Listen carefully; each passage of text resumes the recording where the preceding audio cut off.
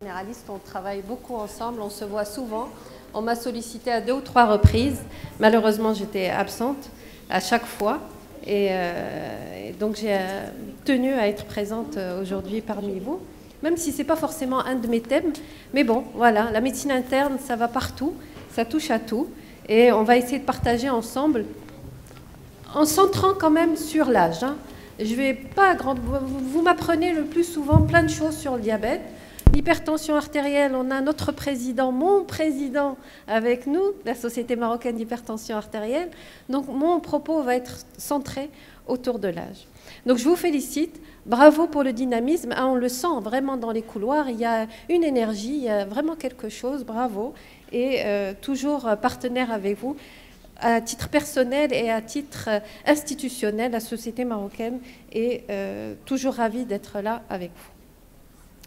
Alors, on va essayer de parler de la problématique de l'âge, hypertension artérielle et diabète. Voilà. Alors, on ne va pas faire des cas cliniques, mais imaginez que lundi, j'imagine, pas avant lundi, vos 3 patients diabétiques vont ressembler à ça, ou à ça, ou à ça. D'accord? Et on va voir les chiffres ensemble. Vous allez vous rendre compte que quand ça ressemble à ça, c'est très, très, très souvent hypertendu.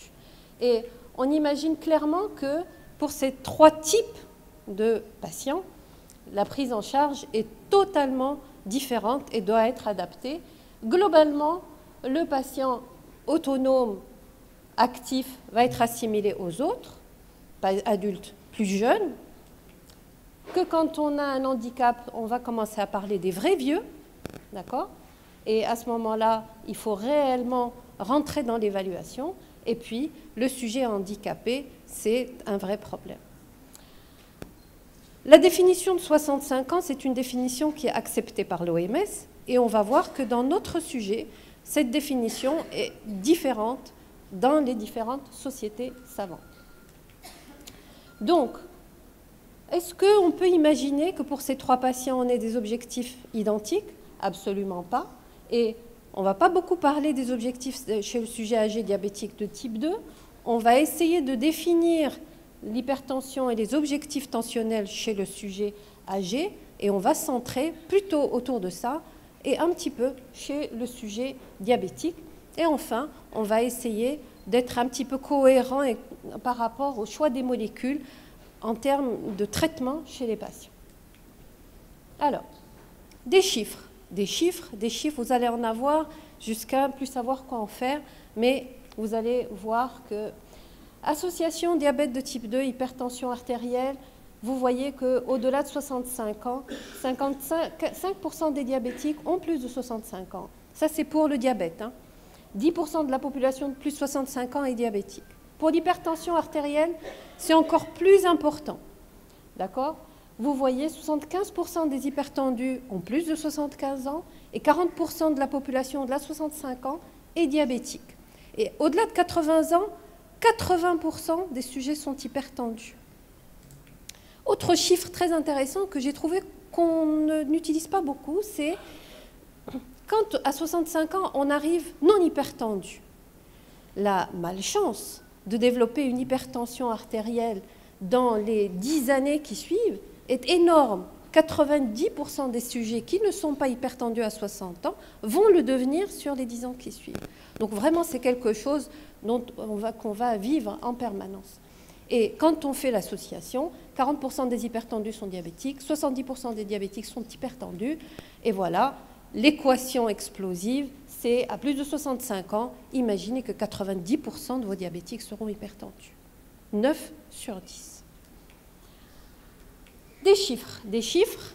Pourquoi on parle d'hypertension et on en parle de plus en plus? Il faut savoir que historiquement, l'hypertension artérielle chez le sujet diabétique, chez le sujet hypertendu, chez le sujet âgé, chez le sujet âgé, était assez mal médiatisée. D'accord? Jusqu'au moment où on a commencé à se dire, il faut regarder d'un petit peu plus près, et vous le voyez dans ces études qu'on connaît bien, d'accord? Et plus on avance dans l'âge, plus on monte dans les chiffres tensionnels, et c'est valable pour la pression systolique et diastolique, je vous ai mis que la systolique ici, plus le risque de faire un AVC ou un infarctus du myocarde augmente. Donc le risque lié à l'hypertension artérielle et le diabète n'est pas juste une vision d'esprit, c'est une vraie réalité. Chez le sujet hypertendu, c'est une histoire de risque cardiovasculaire quand on fait cette association-là. Et vous avez les chiffres dont on a parlé tout à l'heure, mortalité cardiovasculaire, 4 millions de décès par an, d'accord, 80% des sujets ont plus de 65 ans, les décès doublent à chaque élévation de pression artérielle, le risque cardiovasculaire attribuable à l'hypertension artérielle est beaucoup plus important chez les sujets âgés. Et quand on va dans la population diabétique, eh bien vous voyez mortalité cardiovasculaire très importante chez le diabétique, mais surtout ça, et ça on le sait très bien, la part de la responsabilité de l'hypertension artérielle dans la mortalité cardiovasculaire du diabétique est monstrueuse, très importante.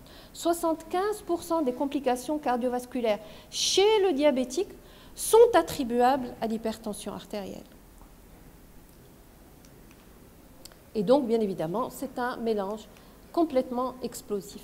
Donc, quelle stratégie thérapeutique? Eh bien, on va baser les stratégies thérapeutiques sur la prévention des complications cardiovasculaires, qui pose le problème dans ce cadre-là.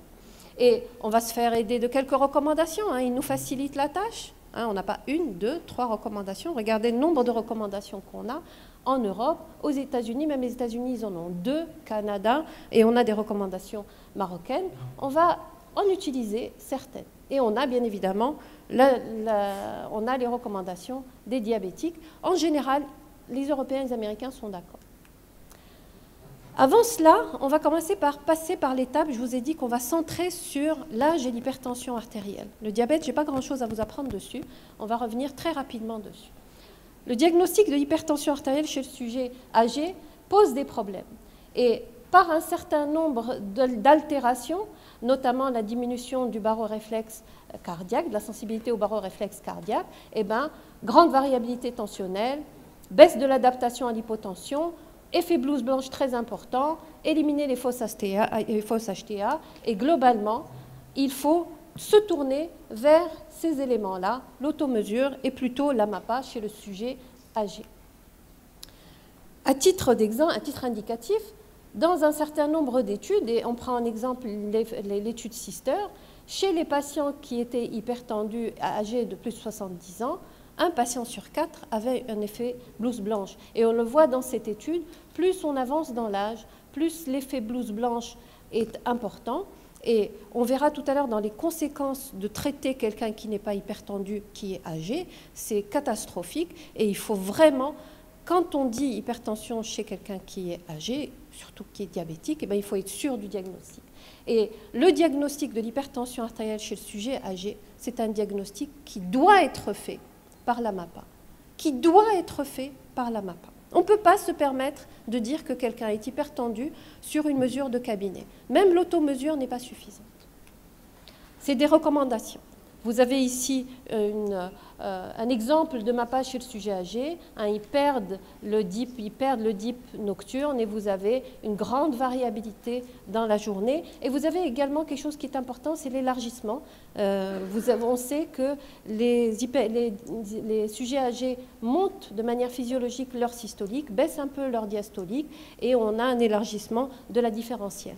C'est le même profil qu'on voit chez les sujets diabétiques. Ils font de l'hypertension systolique et pas réellement diastolique. Et donc, on va se baser essentiellement sur les chiffres tensionnels systoliques en termes de définition, mais également en termes d'objectifs thérapeutiques. Alors, stratégie thérapeutique. Stratégie thérapeutique, rapidement le diabète.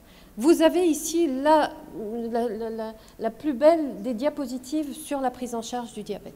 Et vous voyez ici, est-ce qu'il y a l'âge quelque part ici? D'accord?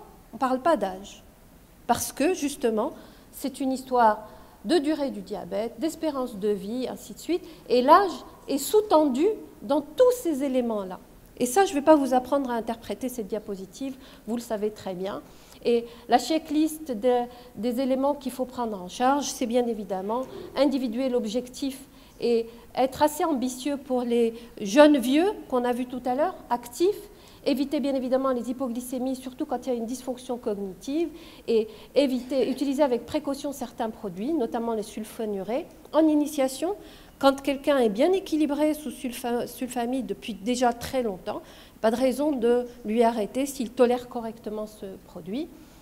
Utilisez plutôt des basales, des prémixés, et faites attention au régime, on y reviendra tout à l'heure. Alors, en termes d'hypertension, oui, ça c'est intéressant parce que cette manière d'évaluer quelqu'un en termes de dysfonction cognitive ou en termes de vieux ou de jeunes vieux, c'est de lui demander de refaire cette horloge. Alors, elle est utilisée pour savoir si on peut initier l'insuline, mais on peut l'utiliser également pour la dysfonction cognitive. Vous avez quelqu'un qui vous fait l'horloge comme ça, c'est quelqu'un qui a une dysfonction cognitive et qui pourra très mal suivre son insulinothérapie. Alors, chez les hypertendus, on revient de loin. On revient de loin, il y a des études, il y a encore plus d'études, on va le voir. Chez l'hypertendu âgé, voilà, chez l'hypertendu âgé, vous avez les études qui vont montrer que traiter l'hypertension artérielle, eh ben, ça améliore l'AVC, l'IDEM, la mortalité. On a l'impression que c'est évident, bien sûr, c'est évident, mais on vient de loin parce que jusque dans les années 80, eh ben, regardez, hein, il fallait respecter cette hypertension artérielle. Pas d'antihypertenseur chez le malade âgé tant que les chiffres sont inférieurs à 210. On revient de loin quand même, hein, dans les années 80. Donc il y a eu les études qui ont dit attention, c'est bénéfique. Il y a eu encore plus d'études qui vont dire toutes, c'est bénéfique. Et on va parler d'une de ces études-là parce que c'est l'étude mère, qui est l'étude IVET, qui est l'étude dite dédiée au sujet âgé. Alors, c'est une étude effectivement qui a ciblé l'hypertension artérielle chez le sujet âgé, mais c'est, on va dire, c'est comme quand on dit un faux maigre. Hein, on voit, il a l'air d'être maigre, mais il n'est pas si maigre que ça. En fait, c'est une fausse étude sujet âgé, puisque 65%, on va le voir dans la diapo d'après, vous avez ici les critères d'inclusion, c'est âge supérieur à 80 ans, on va donner l'indapamide et perindopril de 4 mg versus placebo, vous vous rendez compte? Placebo, on est encore à donner du placebo. Et on va regarder ensemble que c'est une fausse maigre dans le sens où, à l'inclusion déjà, 65% avaient déjà un traitement. Donc c'est des malades qui avaient déjà d'hypertension et qui étaient déjà traités. Ce n'était pas 80 ans, on initie le traitement. C'est pour ça que je dis que c'est une fausse maigre. Ce n'est pas la seule critique qu'on peut faire à cette étude. Néanmoins, eh bien, ça a marché. On a eu une réduction des chiffres tensionnels systoliques et diastoliques sous ce traitement-là. Et surtout, l'étude a été arrêtée rapidement parce qu'on gagne sur les AVC, on gagne sur l'insuffisance cardiaque, on gagne sur la mortalité cardiovasculaire. Donc, étude positive, ça vaut le coup de traiter ces patients. Quels objectifs tensionnels chez le sujet âgé?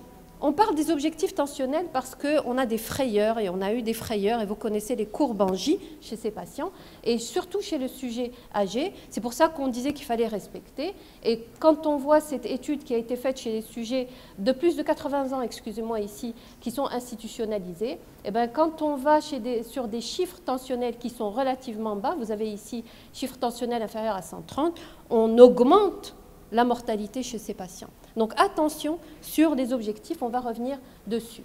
Et enfin, il y a cette méta-analyse qui va nous dire que chez le sujet âgé, en général au-delà de 70 ans, il n'y a pas de bénéfice à baisser la tension artérielle à moins de 150 sur la mortalité globale AVC complications cardiovasculaires. Par contre, quand on peut avoir moins de 140, on va gagner sur la mortalité cardiovasculaire de manière significative. Ça, c'est hypertension artérielle, sujet âgé. Qu'en est-il? Et donc, en résumé, ça nous donne, et c'est normal bien évidemment, ça nous donne que les objectifs chez le sujet âgé, hypertension artérielle isolée, eh ben, pression artérielle et systolique, diastolique inférieure à 140, sans hypotension orthostatique. Chez le sujet de plus de 80 ans, on va respecter 150. Et on peut se satisfaire au départ, et ça c'est un élément très important, d'une baisse de 20 à 30 mm de mercure dans les 6 premiers mois de traitement et d'y aller progressivement derrière. Et donc les recommandations vont dans ce sens.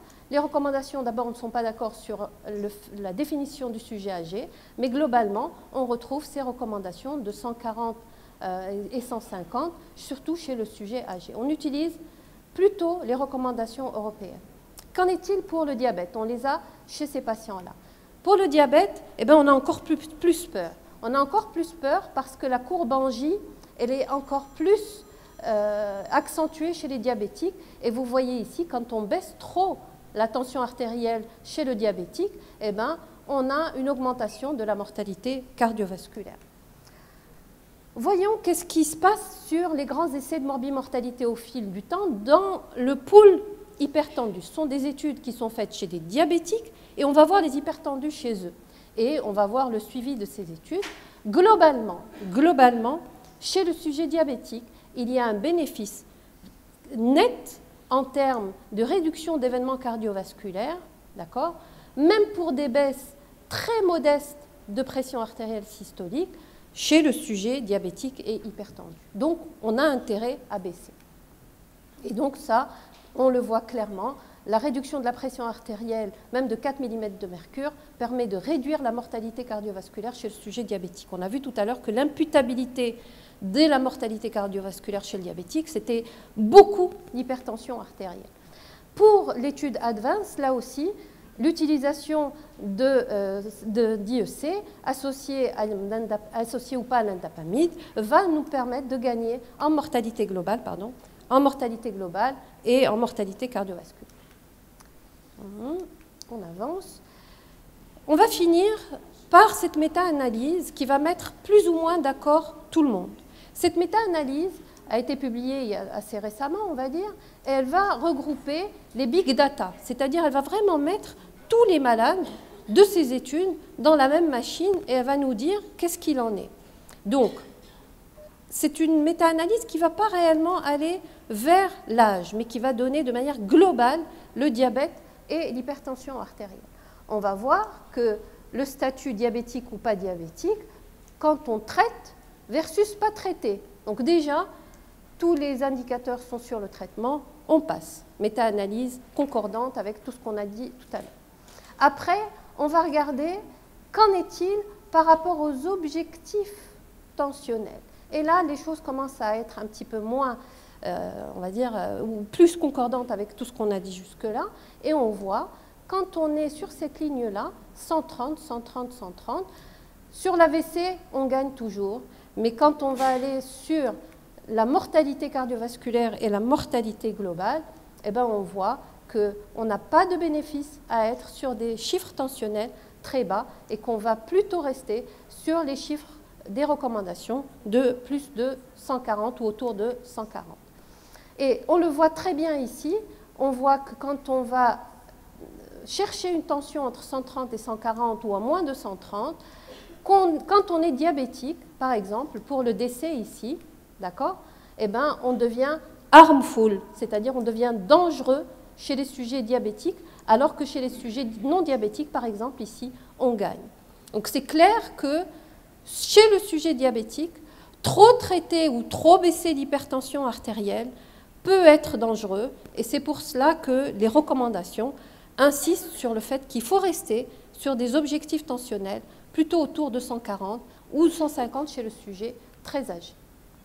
Les médicaments, eh bien, ça nous amène à parler justement des médicaments. Quels sont les médicaments qui pourraient être le plus bénéfiques en traitement d'hypertension artérielle? On a les différents médicaments ici.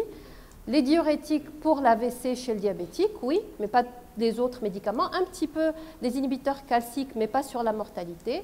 Les IEC, ça marche bien chez les diabétiques et non diabétiques, sur l'AVC et les décès. Et toujours dans cette méta-analyse, les antagonistes des récepteurs de l'angiotensine marchent bien là aussi, surtout sur la fonction rénale et surtout sur les événements cardiovasculaires. Ça, c'était diabète, hypertension artérielle. Qu'en est-il par rapport à l'âge? Eh bien, dans cette méta-analyse, là encore, on va avoir quelle est la bonne molécule chez le sujet âgé en termes de bénéfices cardiovasculaires. On voit que chez les sujets de plus de 65 ans, eh bien, les molécules sont quasi équivalentes par rapport au traitement du sujet hypertendu diabétique âgé. aucune différence en termes d'événements cardiovasculaires. Alors ça donne sur les recommandations cela. On va voir deux principales recommandations. La recommandation américaine 2011 chez le sujet âgé, où ils vont mettre tout le monde d'accord. Chez le sujet diabétique âgé, eh ben, on peut utiliser de la même manière toutes les molécules. Quand on a une insuffisance rénale ou quand on a une atteinte rénale, on voit ici, chez le sujet diabétique ou pas, que bien évidemment utiliser des IEC ou des ARA2 est la première option. Toujours chez les Américains, que le sujet soit diabétique ou pas, eh ben, sujet âgé, vous avez ici âgé non diabétique, non black, eh ben, on peut utiliser tout ce qu'on veut, pareil. Chez les sujets diabétiques, d'accord, eh ben, hypertension artérielle, vous avez ici les objectifs thérapeutiques. On revient sur la case d'avant et on peut utiliser ce qu'on veut. Quand il y a une atteinte rénale, eh ben, le choix va d'abord se faire vers une IEC et un ARA2. Les Européens et l'ADA ont été un petit peu plus stringents, surtout vis-à-vis des études qui ont été positives en termes de prévention cardiovasculaire et prévention rénale. En cas de diabète de type 2, en première intention, utiliser un IEC ou un ARA2 dès qu'on est au-delà de 55 ans. Ça, c'est pour le volet médicamenteux. Qu'en est-il par rapport au volet non médicamenteux? Et à mon avis, il est tout aussi important que le volet médicamenteux. Les conseils diététiques, eh bien, il faut être pragmatique. Il faut partager les repas, adapter bien évidemment les repas à l'état dentaire. Il faut que les objectifs soient doubles, voire triples. Éviter la dénutrition, autant qu'on va éviter le déséquilibre glycémique chez les sujets diabétiques. Les suppléments protéiques, il faut toujours y penser parce que chez les sujets âgés, on a une sarcopénie qui s'installe dès l'âge de 65-70 ans chez les sujets qui ne font pas d'activité physique. Et il faut que les conseils soient orientés par une évaluation des indices justement de dénutrition par rapport justement à cette mesure de la sarcopénie et regarder un certain nombre d'autres éléments. La perte de poids, faire très attention chez le sujet âgé. Parce que quand on lui demande de faire un régime, la première des choses qu'il supprime, c'est les protéines. Supprimer protéines, sarcopénie et chute, ainsi de suite. Restriction de la consommation d'alcool. L'activité physique est l'élément clé de la prise en charge de ces diabétiques hypertendus. L'abandon du tabac et l'apport en potassium, qui est une recommandation récente. Le régime hyposodé chez le sujet âgé, à bannir. D'accord? Il est recommandé de ne pas proposer de restrictions sodées chez le sujet âgé. D'accord? Ce qu'on peut faire, c'est juste leur dire, faites attention, ne mangez pas beaucoup de chips, ne mangez pas beaucoup de choses très salées. D'accord? Et souvent, s'adresser plutôt à un accompagnant. Mais en alimentation normale, évitez de leur dire, de leur parler de cette restriction sodée. Les risques d'hyponatrémie sont très importants chez le sujet âgé. Les risques d'insuffisance rénale, on a vu des insuffisances rénales chez le sujet âgé qui se mettaient au régime strict. Risque de dénutrition, le sel est un stimulant du goût et de l'appétit, et donc les régimes hyponatrémiques ont un effet anorexigène très important. Initier le traitement à petite dose avec des augmentations progressives. Il n'est pas question de vouloir baisser des chiffres tensionnels chez le sujet âgé et diabétique rapidement. C'est des gens qui sont hypertendus depuis des années. Eh ben, il faut prendre le temps de leur faire baisser les chiffres tensionnels. Pas de baisse tensionnelle. Si pas de baisse tensionnelle, on rajoute un deuxième antihypertenseur, mais toujours se poser la question de la non-observance. Toujours se poser la question de la non-observance. On a l'impression que la non-observance, c'est une histoire plutôt de jeunes, inconscients, et vous voyez ici que les sujets âgés hypertendus ont autant d'hypertension non contrôlée que les sujets jeunes, et que la non-observance est un vrai problème, et un problème autant retrouvé chez le sujet âgé que chez le sujet jeune. Donc, si votre tension artérielle n'est pas équilibrée ou n'est pas à l'objectif, surtout sur la MAPA, eh ben, d'abord, checker est-ce qu'il prend ou pas ses médicaments. Évitez deux choses. On a encore deux diapos à voir ensemble. L'hypotension orthostatique et l'âge.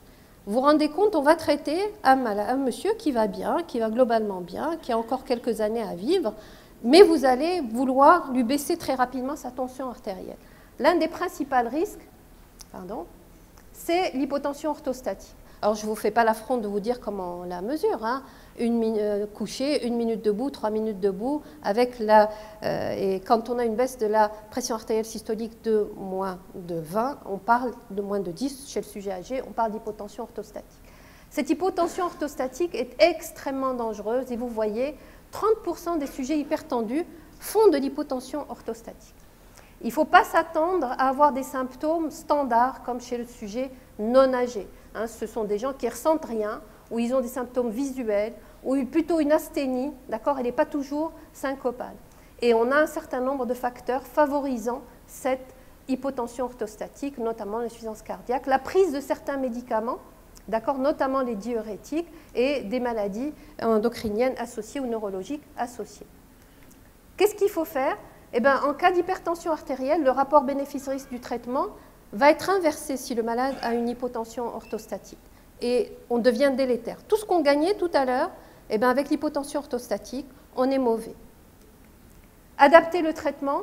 Comment on adapte le traitement? On réduit la posologie, on modifie la molécule, notamment on arrête le diurétique, c'est le premier qu'on va arrêter dans ce cadre-là, d'accord? Voire dans certains cas, on arrête le traitement antihypertenseur, parce que vous vous rendez compte, vous démarrez un traitement, quelqu'un qui ne va pas trop mal, le lendemain, il fait une hypotension, il tombe, il se fracture le col du fémur. Mortalité dans l'année de la fracture du col du fémur. On est à des chiffres explosifs qui n'ont rien à voir avec ce qu'on a vu jusque-là. Faites très attention à ça.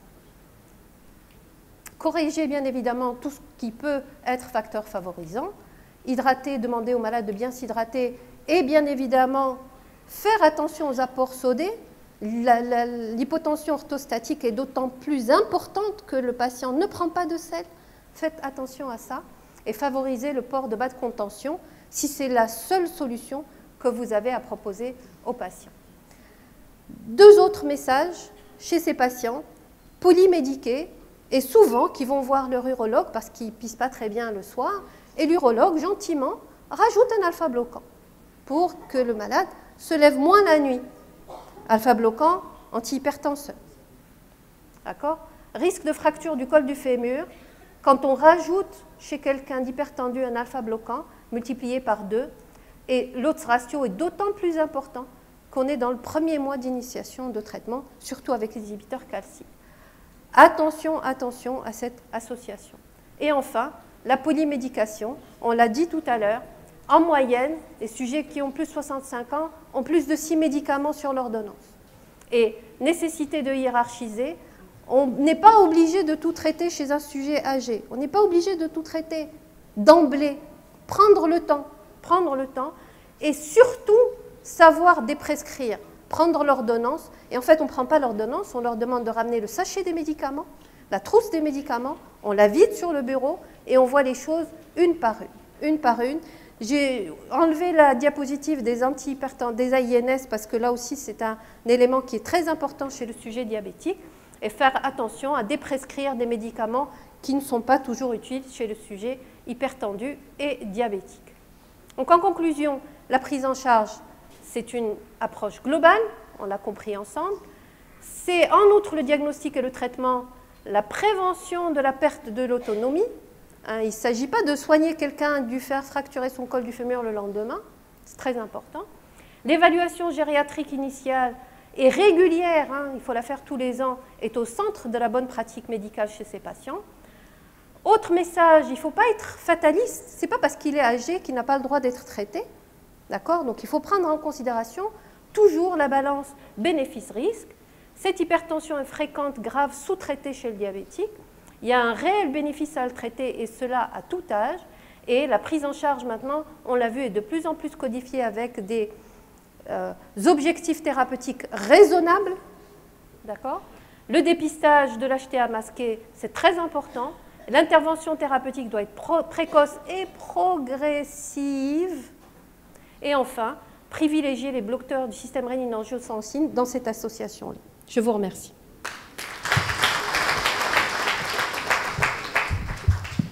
Professeur Lelazoubida Tazi, vous êtes bien remercié, vous êtes ami de G11 et vous avez honoré notre association ADN. Alors vous avez traité un sujet très intéressant qui, bien sûr, parle de la personne âgée. Bien sûr qu'il faut traiter, qu'il ne faut pas laisser, pour ne pas avoir des complications, comme on a vu. Bien sûr, les AVC qui guettent toutes ces complications et l'IDM. Bien sûr qu'il ne faut pas trop baisser, ça c'est sûr. Alors, on remercie le laboratoire Stéripharma, bien sûr, de leur participation, qui ont sponsorisé ce thème. Et je cède la parole à la salle pour trois questions. Est-ce qu'il y a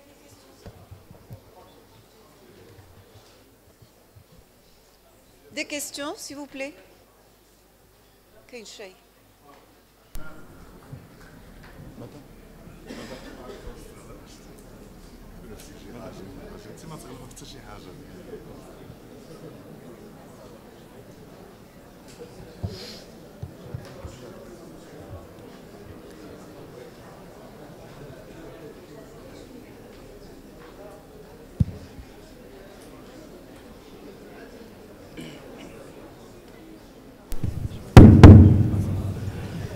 Bonjour, s'il vous plaît. Généralement, chez les sujets âgés, il y a une insuffisance rénale chronique et une insuffisance du système rénine-angiotensine. Et malgré ça, on donne des ARA2 et des inhibiteurs de l'enzyme de conversion. Je voudrais savoir pourquoi. C'est pas contradictoire, tout ça? Non, c'est pas contradictoire parce que probablement ça régule un petit peu le système. Je vais mettre un joker sur votre question et je vais donner le micro à quelqu'un qui connaît un petit peu mieux que ça que moi, parce que je risque de faire offense à sa réponse, qui va être beaucoup plus directe et beaucoup plus simple. Monsieur Benran, professeur Benran, c'est pas du tout en ta Merci Zobida, tu es aussi bien placé que moi. Non, cette histoire-là de rénine basse chez le sujet âgé, j'allais dire, elle n'est pas valable pour tous les sujets âgés. Il y a quelques sujets âgés, une faible proportion, mais ce n'est pas comme l'histoire aussi de ne pas utiliser les anti-inhibiteurs systématiques chez le sujet de race noire. Pas tous les sujets de race noire. Donc ce que font les anglo-saxons comme Nice, j'allais dire, c'est bon. C'est un peu de trancher, de gérer en globalité une communauté de patients, pas des individus. Or, nous, on a une culture d'individualisation du traitement.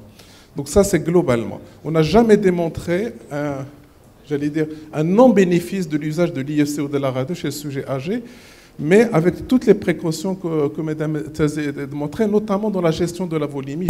Le patient se déshydrate, il ne faut pas, il ne faut pas. Le deuxième élément, c'est lorsqu'on a une néphropathie qui n'est pas au stade terminal, qui est progressive, et là jusqu'à maintenant, on n'a pas trouvé meilleur, j'allais dire quelque chose d'efficace, et donc au contraire, je pense chaque fois qu'on a besoin d'un inhibiteur système angiotensine, il faut le donner, mais bien sûr avec toutes les précautions. Voilà. Mais tout à l'heure, on aura peut-être...